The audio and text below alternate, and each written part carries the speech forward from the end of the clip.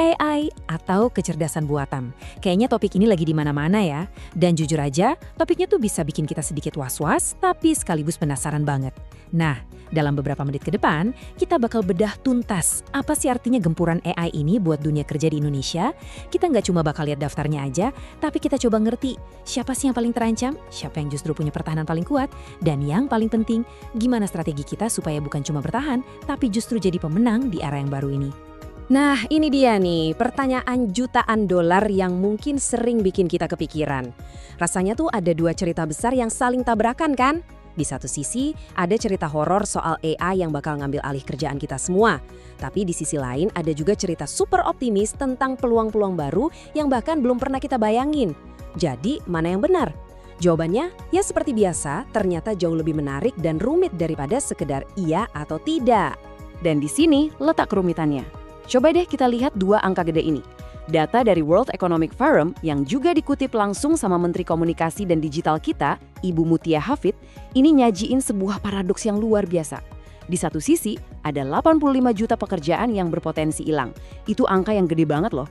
Tapi di saat yang bersamaan, ada 90 juta pekerjaan baru yang justru diramalkan bakal muncul. Ini bukan sekedar hitung-hitungan biasa.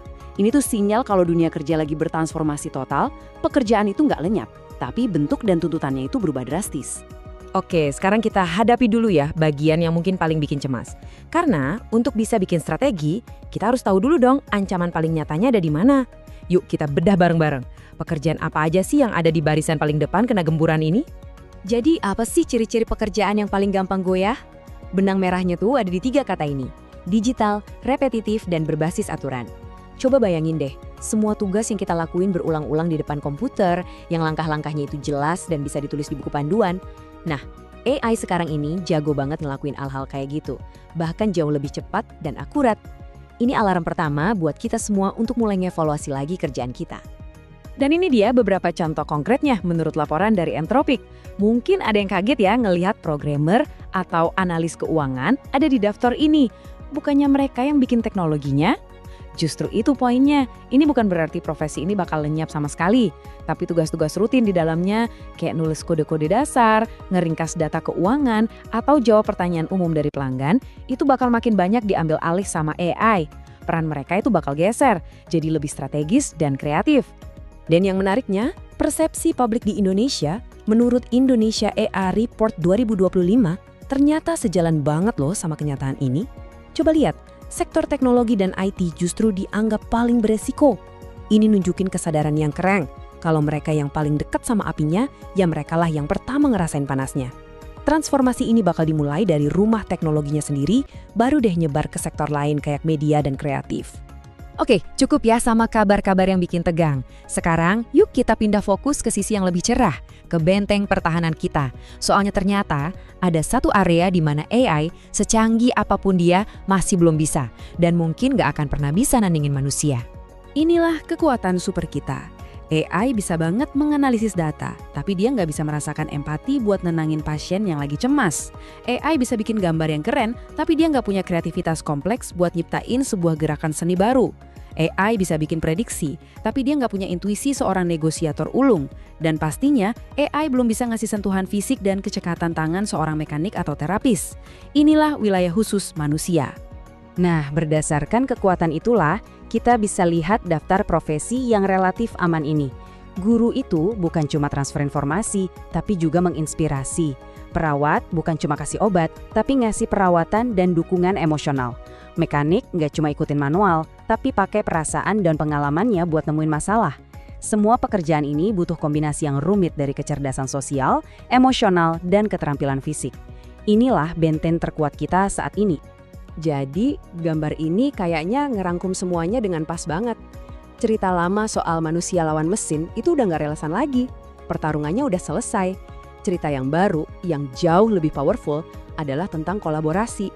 Gimana caranya kita dengan semua kekuatan manusiawi kita bisa pakai AI sebagai partner buat ngerjain hal-hal yang lebih hebat lagi. Oke, kalau tujuannya adalah kolaborasi, berarti jalannya cuma satu, adaptasi. Nah, ini bagian yang paling penting, di mana kita pindah dari sekedar penonton jadi pemain utama.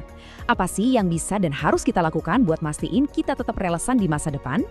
Kita bakal sering banget dengar kata ini, reskilling. Tapi ini bukan cuma soal ikut-ikutan kursus online ya, ini adalah perubahan mindset. Reskilling itu artinya punya keberanian buat belajar sesuatu yang benar-benar baru, bahkan kalau itu rasanya di luar zona nyaman kita banget. Ini bukan tentang nambah-nambahin skill dikit, tapi tentang siap membangun fondasi kemampuan yang baru dari nol kalau perlu. Ini soal komitmen buat jadi pembelajar seumur hidup. Dan pola pikir kayak gini juga disuarakan oleh Ibu Mutia Hafid. Coba perhatiin deh pilihan katanya, diwaspadai, bukan ditakuti. Waspada itu artinya kita kritis, kita sadar sama resikonya, tapi kita nggak jadi lumpuh karena takut. Justru sebaliknya, kita melihat ini sebagai pemicu, sebagai peluang buat loncat lebih tinggi. Nah, sikap kayak ginilah yang jadi bahan bakar buat kita melakukan reskilling dengan efektif. Jadi, skill apa dong yang harus jadi prioritas? Ini dia 5 pilar utamanya. 3 yang pertama itu hard skill. Kita harus melek digital, harus bisa mikir pakai data, dan harus tahu caranya berteman alias berkolaborasi dengan AI. Tapi 2 yang terakhir ini mungkin yang paling nentuin. Berpikir kritis artinya kita nggak nelen mentah-mentah apa yang dikasih AI, dan kelincahan belajar, yaitu kemampuan buat terus-menerus beradaptasi tanpa henti. Dan ternyata kesadaran ini udah jadi suara kita bersama. Laporan dari Kumparan ini nunjukin kalau publik di Indonesia itu sangat vokal menuntut dukungan. Lihat deh, 73% responden nuntut adanya pelatihan keterampilan digital dan AI. Ini bukan lagi sekedar urusan individu, tapi udah jadi mandat dari masyarakat buat pemerintah dan perusahaan supaya kita bisa ngelewatin transisi besar ini bareng-bareng. Sekarang, yuk kita rangkai semua kepingan puzzle ini jadi satu gambaran yang utuh. Bakal kayak gimana sih wujud dunia kerja baru yang digerakkan oleh kolaborasi antara kecerdasan manusia dan kecerdasan buatan? Nah, ini dia beberapa contoh nyata dari 90 juta pekerjaan baru yang kita bahas di awal tadi. Ada machine learning engineer, data scientist, bahkan peran yang beberapa tahun lalu belum ada, kayak manajer agen AI yang tugasnya itu ngelatih dan ngarahin tim AI. Coba perhatiin polanya. Pekerjaan-pekerjaan ini tuh bukan ngegantiin manusia, justru sebaliknya, mereka butuh keahlian manusia di level yang lebih tinggi lagi, butuh kreativitas, strategi, dan pengawasan.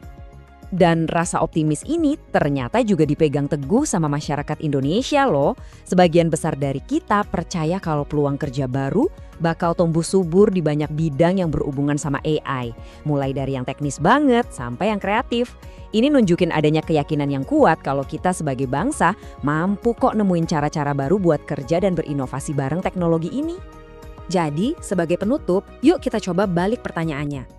Kita terlalu sering nanya, apakah AI bakal ngambil kerjaan saya? Yang seolah-olah nempatin kita jadi korban pasif yang nungguin nasib. Pertanyaan yang lebih kuat, yang lebih memberdayakan adalah, gimana caranya saya bakal berubah untuk pekerjaan saya? Fokusnya langsung pindah kan? Sekarang kendalinya ada di tangan kita. Masa depan karir kita di era AI itu bukan sesuatu yang terjadi pada kita, tapi sesuatu yang kita rancang sendiri mulai hari ini.